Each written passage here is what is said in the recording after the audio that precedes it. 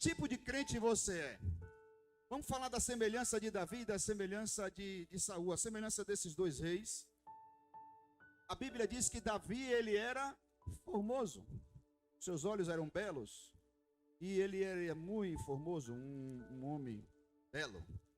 A Bíblia também diz que Saul também era formoso, e os seus ombros eram tão formosos que inclinavam para a frente, chamavam atenção, ele era diferenciado.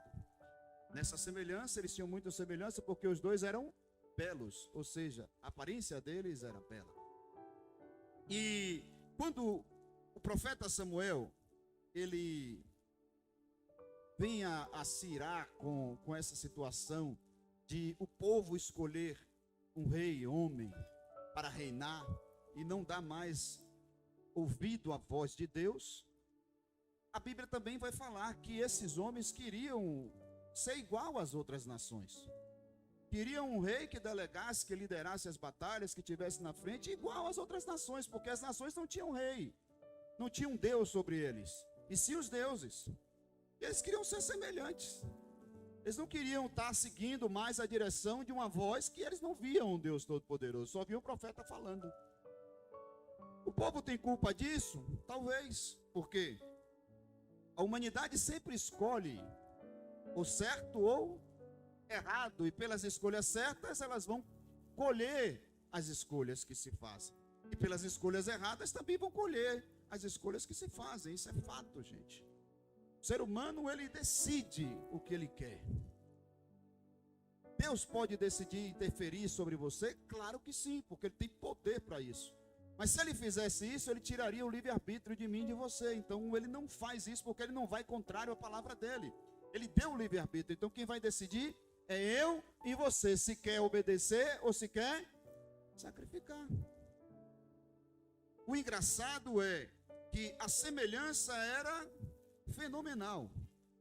Agora vamos falar das diferenças, que são muitas, que eles dois tinham. Qual era a diferença de Saul? Saul era um rei que, no momento que ele reina, Samuel ainda continua profetizando sobre ele. E ao profetizar sobre ele, Samuel dá uma ordem a ele de o esperar para o sacrifício que ia ser dado antes de eles irem para a guerra. Só que demora 7 dias. Se você ler, eu não vou ficar aqui falando capítulo e versículo, depois você lê o livro todo de Samuel, tá bom? Demora 7 dias para ele ir para a batalha. E eles estavam esperando o profeta chegar. E Saul, ele não tinha a paciência de um homem que poderia esperar mais um momento. Porque a Bíblia diz que ao sacrificar, quando ele está sacrificando, o profeta chega. Então algumas horinhas, ou até mais um dia. Porque a agonia sempre vai fazer com que você faça o errado. Você sabe disso, né? Se você for agoniado, for ansioso, você sempre vai errar. Mas se você aprender a esperar com paciência no Senhor, tudo dá certo. E ele vai tomar decisão. Eu disse, olha, agora eu vou tomar minha decisão. Eu vou ter que sacrificar, porque o profeta não chegou.